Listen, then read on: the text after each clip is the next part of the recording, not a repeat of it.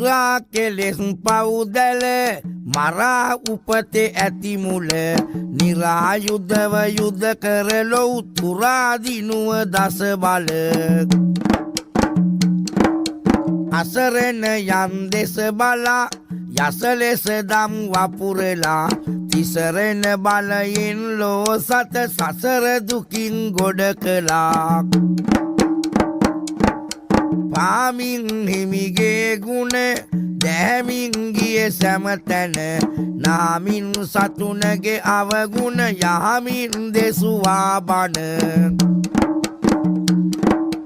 එනරුදු ගති වැසේවා පිනසිත තුළ පැසේවා පන යන මොහොතෙත් හිමි දෙසු බණ පදයක් ඇසේවා පින දැනගෙන හැම කල එන කරදර පෙළ දැන් සියලු දෙනාම විදුර ජාතකයේ ශ්‍රවණය කිරීමට සූදානම් වෙන්න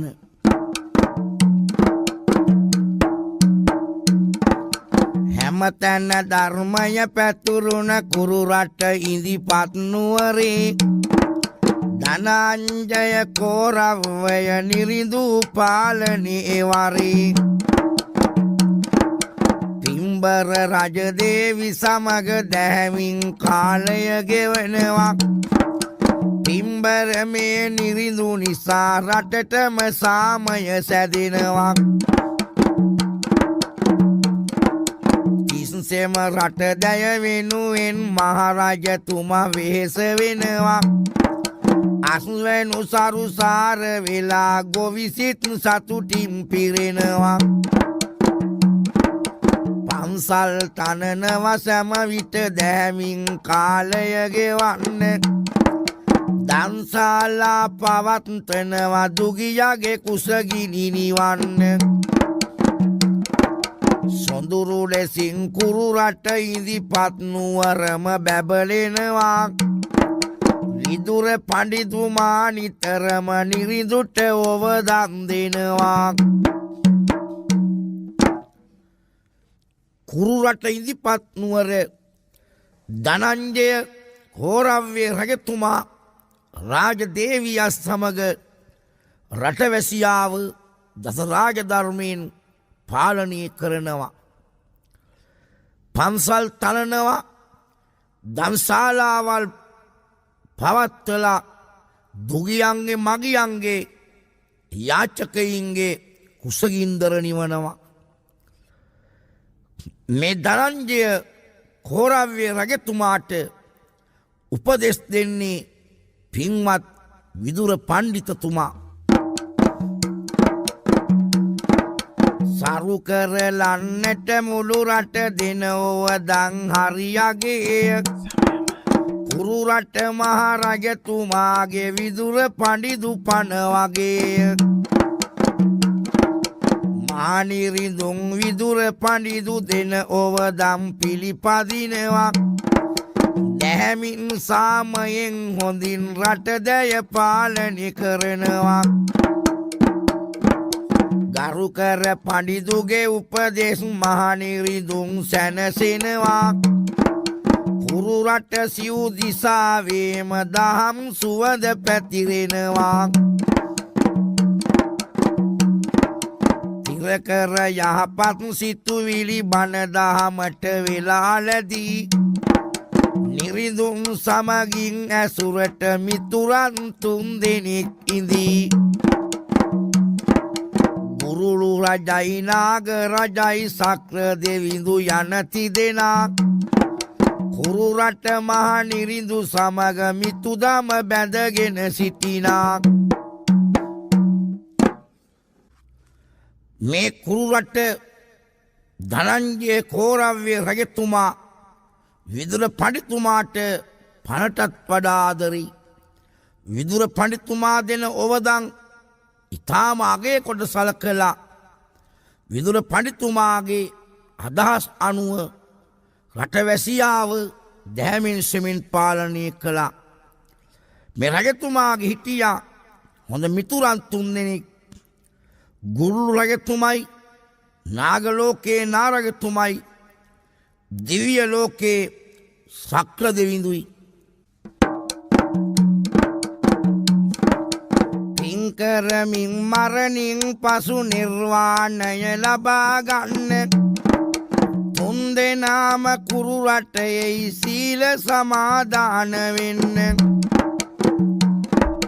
මල් පිපිලා සුවඳ හමන රජතුමාගේ මල් උයනේ සිල් රකිමින් සතර දෙනා කල් ගෙවනවා එවන් දිනේ. නිර්වාණය ලබා ගන්න තමයි නිතර කල්පනාව. සර්දාවෙන් හතර දෙනා කරනවා බණ භාවනාව. සතර දෙනා සීල ගුණෙන් බුදු හිමි ගිය මග යන්නේ. නිතර නිතර කෙලෙස් මරුව පරදන්නයි වෙහෙසෙන්නේ. කුසලින් පොහොසතා කවුද කියා හොඳින් විසඳ ගන්න. අසල රාජ මැදුරට යයි විදුර පඬිදු මුණ ගැසෙන්න. නාරගතුමයි ගුරුළු රජතුමයි ශක්‍ර දේවේන්ද්‍රයත් මේ තුන් දෙනා කුරුරට ඇවිත් ධනංජය රජතුමා සමග මල් උයනේ සීල සමාදන් වෙනවා භාවනා කරනවා. මේ හතර දෙනා සාකච්ඡාවක යෙදෙනවා. අපි දැනගමු කවුද කුසලින් වැඩිම පෝස්තතා කියලා. ඒ දැනගන්න නම් යන්න ඕන විදුර පඬිතුමා ගාවට. හතර දෙනා මැදුරට ගොස් විදුර පඬිදු මුණ ගැහෙනවා. නිතර නිතර කුසලින් පෝසතා කවුරු දැයි අහනවා. තැම්පත් වී ධර්ම දේශනා කරමින් හරි අරුමෙට පින්වත් ඒ විදුර පඬිතුමා කියනවා මේ විදියට. පින්වත් ඔබ හතර දෙනම හොඳට කුසල් කරලා තිබේ. තැම්පත් වී පින් කෙරුවම මතුව නිවන් සැපත ලැබේ.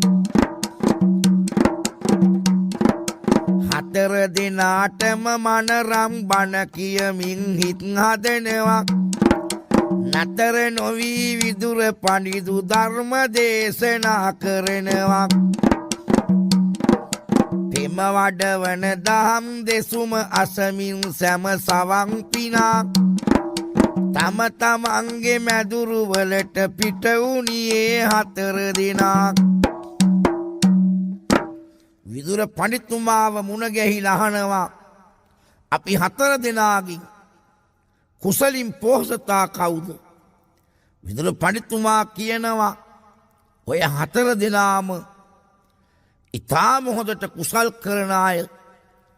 තව තව කුසල් රැස් කරන්න එතකොට සංසාරේ කෙටි කරගන්න හැකි වෙනවා.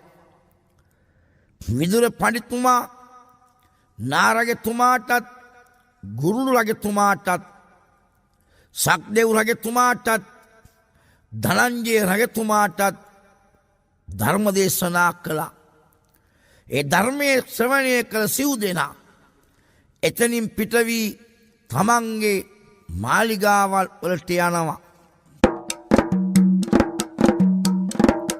පින්වත් පඬිතුමාගේ බස් රඳවාගෙන සිතට යන්න යනවා නාරජතුමා නාග ලෝකෙ වෙතට. ඔසේ වඩා දහම් රසය දැනෙද්දි සිත කයට මෙසේ කියයි නාරජතුමා විමලා දේවියට. එම වඩවන පඬිවරයෙක් සිටී මිනිස් ලෝකේ. එම පඬිදුගේ බණ ඇසුවම නැතිවෙයි දුක සෝකේ. දේශනා විට දහම් කතා ඒ පඬිවරයාගේ.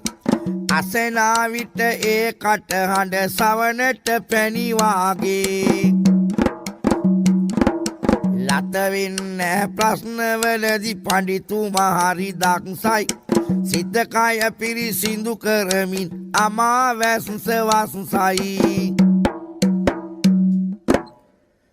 නාරගතුමා නාගලෝකයට ගොස් විමලා නාදේවියට කියනවා මිනිස් ලෝකයේ ඉන්නවා පඬිවරයෙක්